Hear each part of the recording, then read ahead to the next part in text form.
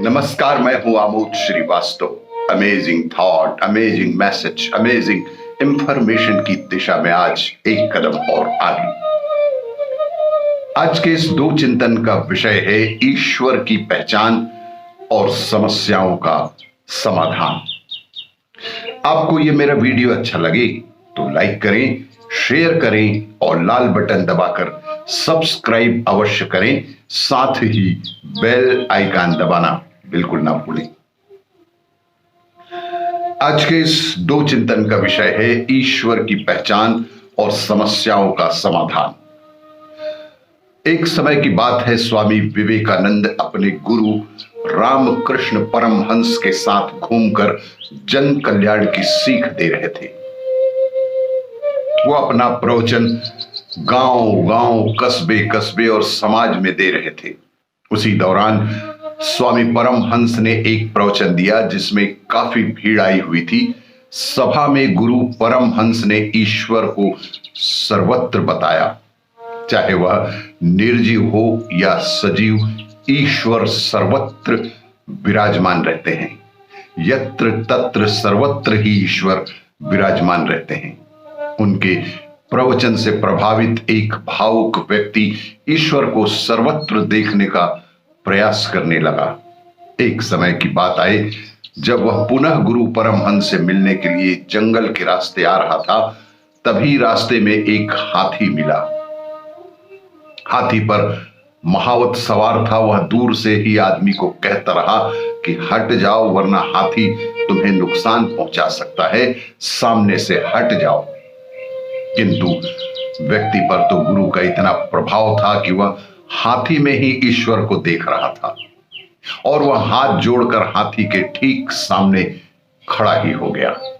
हाथी ने उसे अपने सूंड में लपेटा और जोर से पटक कर किनारे कर दिया।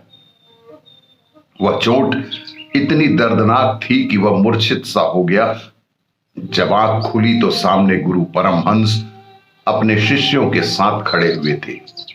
गुरु के पूछने पर उस व्यक्ति ने बताया कि उसे हाथी में ईश्वर दिख रहा था, इसीलिए वह हाथ जोड़कर वहां खड़ा हो गया।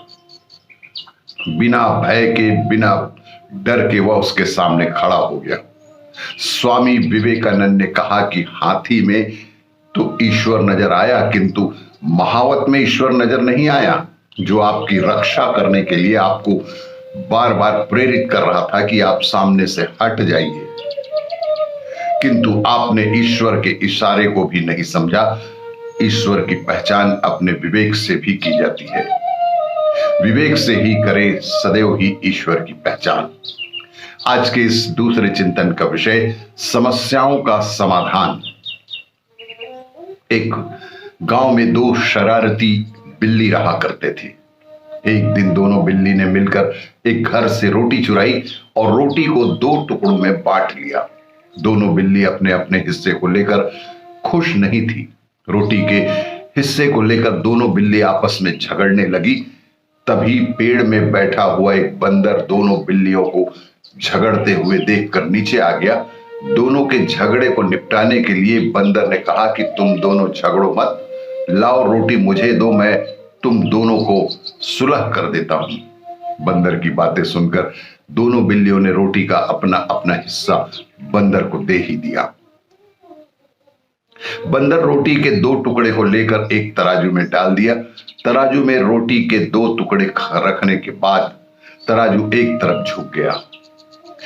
तराजू जिस तरफ झुका उस तरफ की रोटी को बंदर ने थोड़ा सा काट कर खा ही लिया।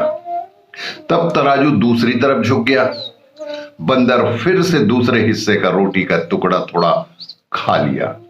इस तरह तराजू एक बार इधर और एक बार उधर झुकने लगा और बंदर धीरे धीरे रोटी खाता गया। कुछ देर बाद जब बहुत कम रोटी बचा तब दोनों बिल्लियों ने कहा कि रहने दो भाई, ऐसे तो पूरा रोटी ही खत्म हो जाएगी। इतना बची है उतना हमें दे दो, हम दोनों वही खा लेंगे। बंदर बोला, क्या बात कर रही हो, इतनी देर तक मैंने कोशिश की रोटी को दो समान करने की, अब इतना बचा है, यह तो मेरे पेट में ही जाएगा। यह बोलकर बंदर उन दोनों के ही रोटी के हिस्से को खा गया। इसीलिए दूसरों से सहायता मांगने से पहले अपनी समस्याओं का समाधान खुद ही कर लेना चाहिए। आपको ये मेरा वीडियो अच्छा लगे तो लाइक करें, शेयर करें और सब्सक्राइब अवश्य करें। धन्यवाद।